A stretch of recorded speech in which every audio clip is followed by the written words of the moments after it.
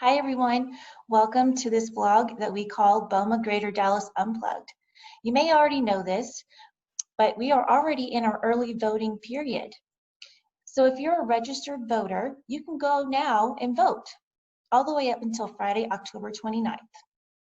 With that said, I thought it would be a great idea to have Mary Stocks on to help us prepare for us to go vote. You'll see why I chose Mary to help us on this because she is just so smart in this arena. So I hope you enjoy this conversation that I had with her. Everyone, today I'm talking with Mary Stocks, Senior Property Manager for HPI, and we're going to talk a little politics. We are in the early voting period, which ends Friday, October 30th. Mary is one of our BOMA Greater Dallas Board of Directors and is one of our biggest government relations gurus. She definitely has a passion for it, so I thought she would be the perfect person to talk with us about how to prepare when we go to vote. Hey Mary, how are you? Hi, good. I'm glad to be here. Thanks for inviting me. No problem. Thank you for your time. So for those of our viewers who don't know you, tell us a little bit about yourself. How did you get into this industry and your involvement with BOMA Greater Dallas? So I, like a lot of my peers, fell into it by accident. So I am not originally from Dallas. I'm actually from Tyler. And I went to A&M and then I studied history there. And then I actually studied history in grad school in San Antonio. And I was so far away from my parents who live in Tyler that I wanted to move to Dallas. And at the time I was doing some job searching. And so I just kind of fell into the industry. And one of my early mentors recognized that I had a background and really a passion for government and politics. And so she said, she recommended that I get onto the government committee.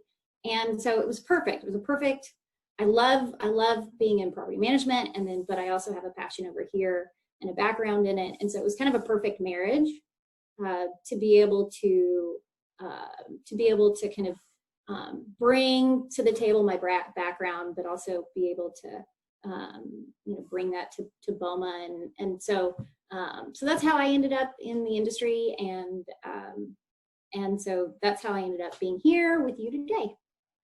Yes, you were chair of the Government Relations Committee, did a phenomenal job there, and then whenever I got you on the board, we're like, I think you'd be really great to just be the liaison for that too, because of your strong background and everything. So I thought we could review the process of voting. I've already mentioned the early voting period is going on right now, and it ends on Friday, October 30th. So who is eligible to take part in this period?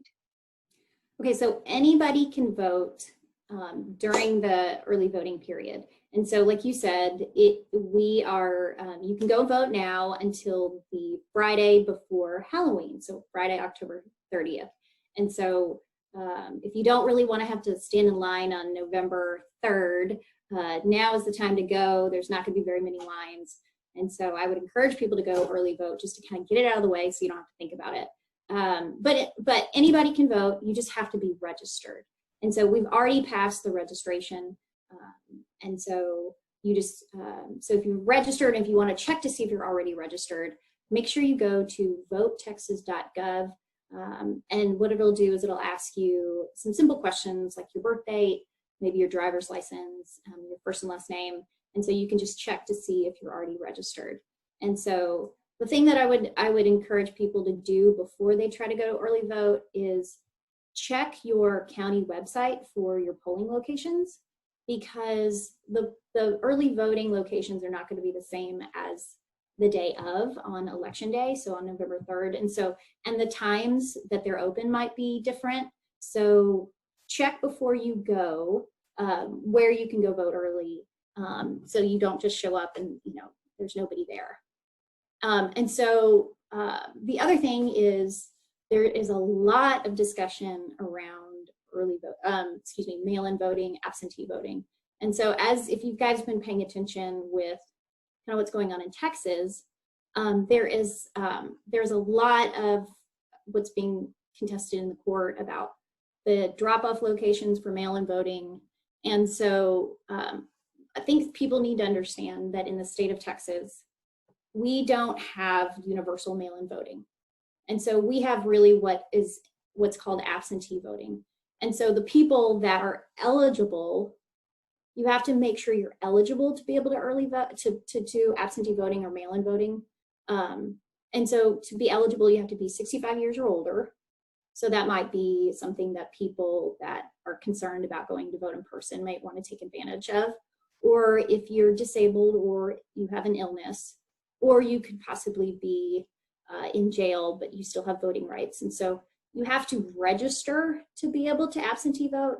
Oh, and then if you're not living in the county in which currently, or at the moment, you're not physically in the county where you're registered. And so you got to go and qualify and you have to register. And the last day to register is actually October 23rd.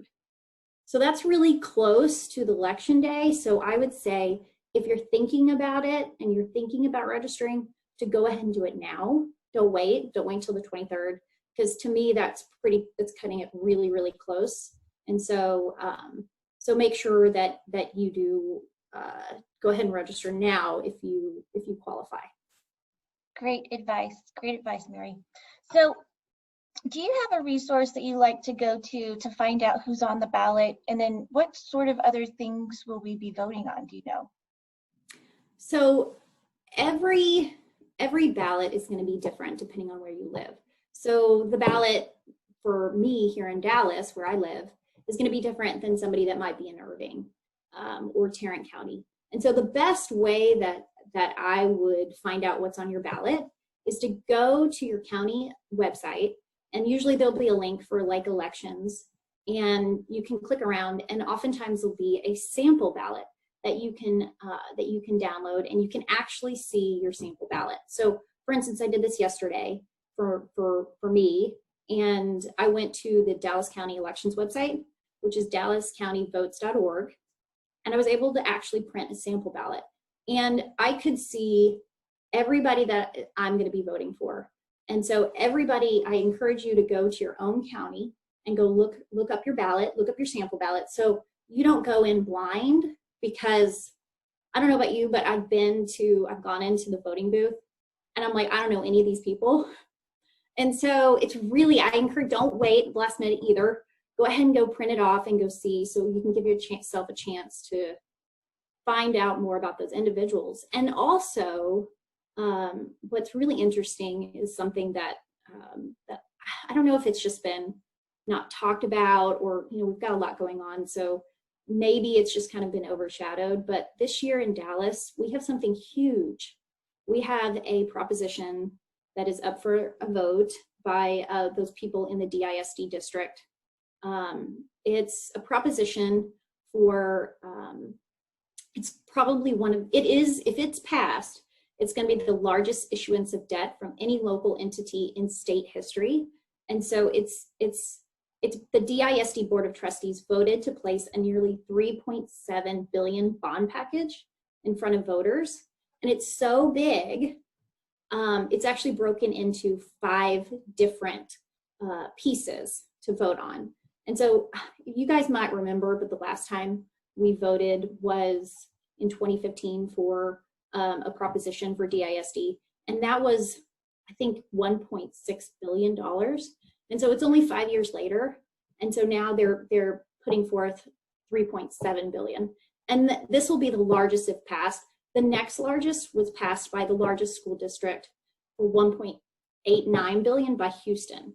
And so, in light of what's going on with the country and COVID, it's just, people need to do their research and kind of find out about it. And especially something like this, because you'll see on your ballot, it'll actually say this is a property tax increase. So what's one of the most important things that we in our industry are really advocating for and fighting for is property taxes, commercial property taxes, and how it impacts our businesses and our business owners. And so anything of that size really deserves a second look. And so I would just really encourage people to kind of go do your research, take the time, and find out, a little bit about it. But also, here's the other thing about kind of printing off a sample ballot is you have sometimes, I don't know if you remember, but last year in 2019, there was a little controversy around the state tax, the wording of the state tax. Do you remember the income tax? Mm-hmm. And so it was, the way it was worded confused people. And so it's good to kind of know, you know, going into it, to having read it, to kind of understand it. So you don't feel like in the moment, like it's kind of confusing. And so take your time and, you know, take your time before then to be able to understand it, really understand it, especially a $3.7 billion, like, you know, bond.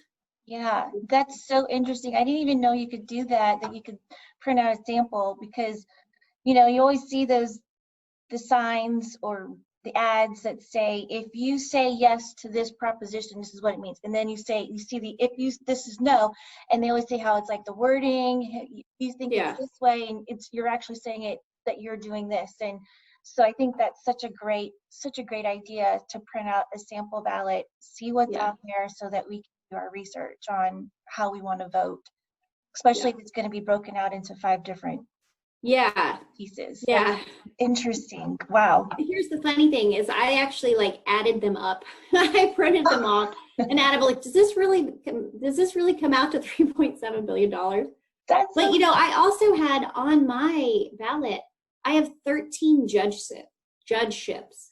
So those are 2 candidates. I think there's probably, I don't know if every single one has 2 candidates for each one, but that's a lot of people. And so, you know, it's easy when you can just go find out exactly who I need to like dig into, especially because you might see a sign for somebody else that you're not actually even voting on. I mean, I don't live very far from another district, and I see John Wiley Price's signs up, but I'm actually not, I'm not in his jurisdiction.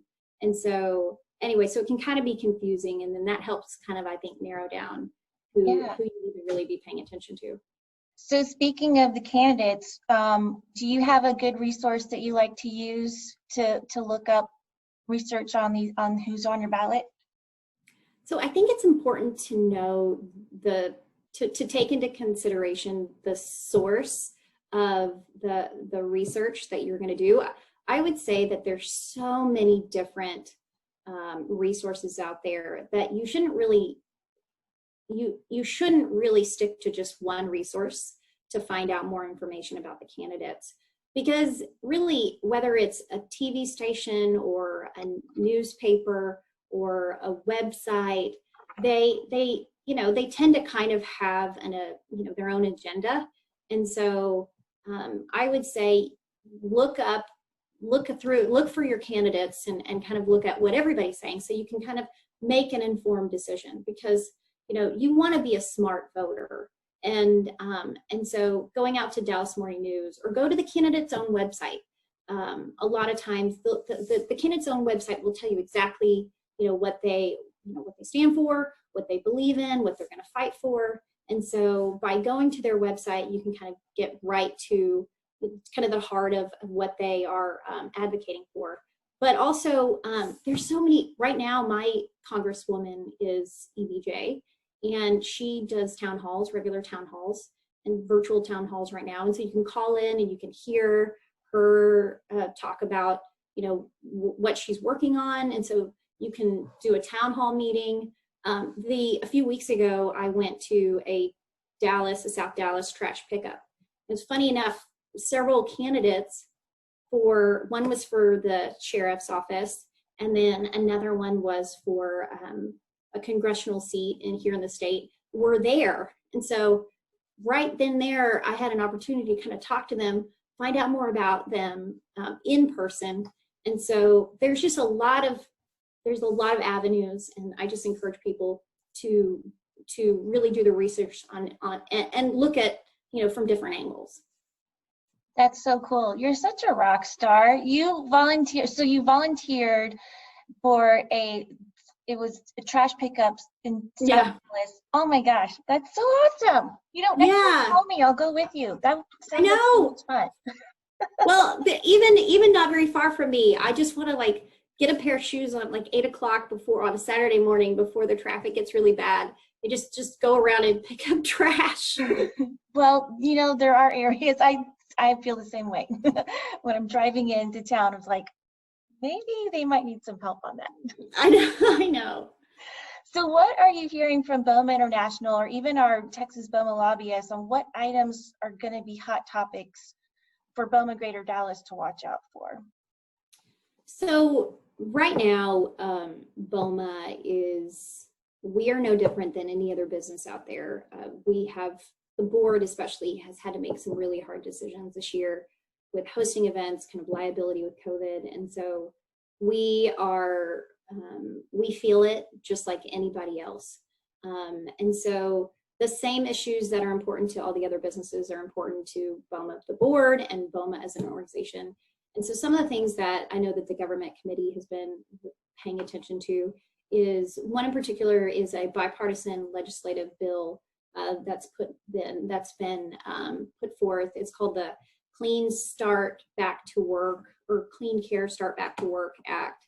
And what it does is it's a tax credit that helps business owners with paying for all of the disinfectant and the sanitizer that it takes to really have a safe environment for both employees and visitors and guests of your establishment. And so that would be, that's something that we're watching.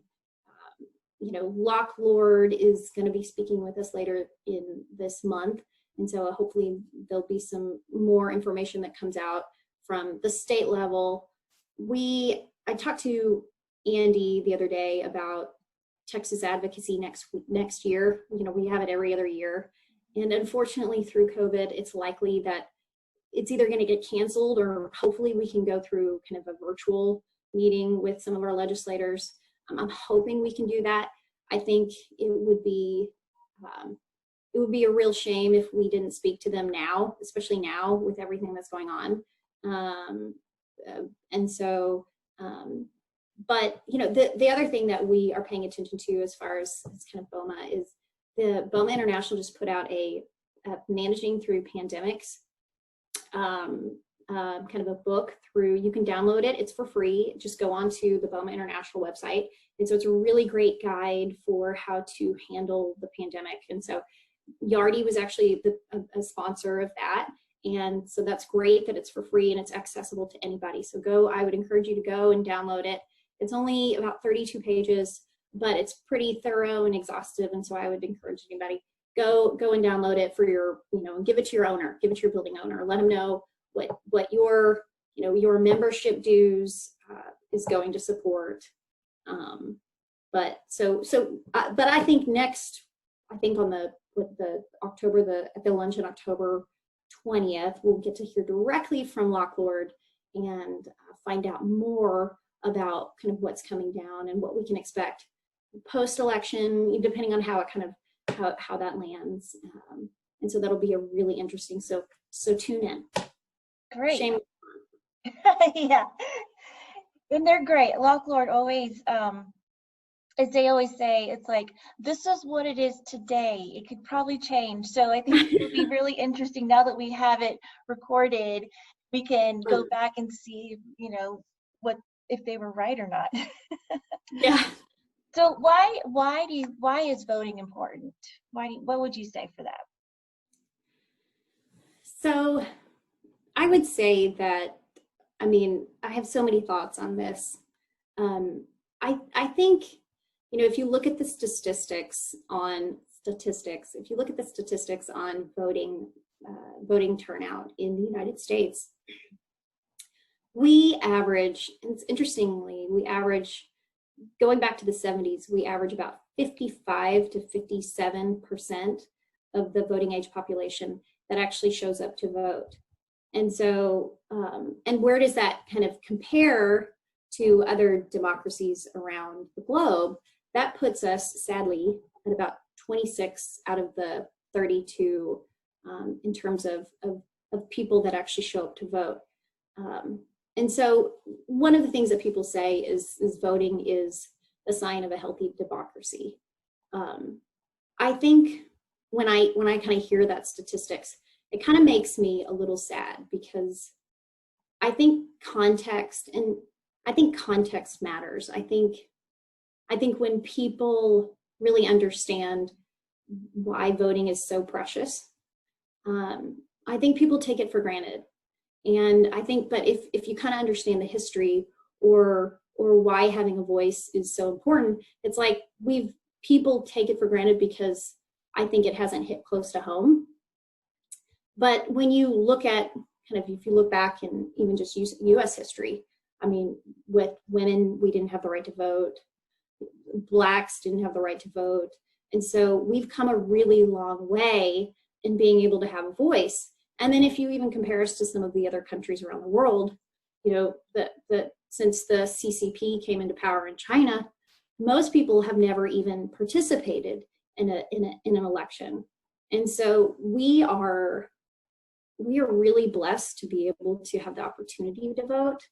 And I just think that more than anything, 2020 has been, it's a wake-up call, right? Because the tendency is for people to kind of pay attention to the national election, like who's going to be the president.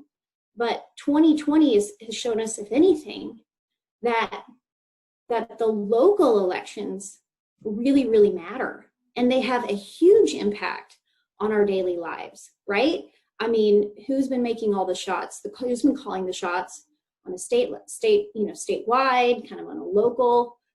Here, I think nobody knew who Clay Jenkins was. I mean, at least if you didn't know, you certainly know his name now.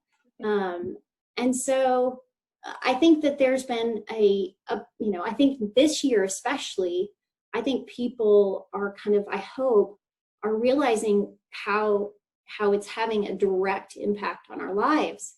And I just think that people in the past have said that voting, it doesn't really matter, right? Like my voice doesn't matter. What's one vote? Well, if you remember the Gore-Bush election of 2000, right? That came down to, the Supreme Court making a decision. And so, and especially like if you look here in Texas, right, we're turning more purple. And so Texas, strangely enough, is, I know you and I were talking about this, we ranked like the lowest in terms of the 2016 voter turnout. And we were like 47 out of 50 states, or 49 out of 50 states, depending on which data you're looking at.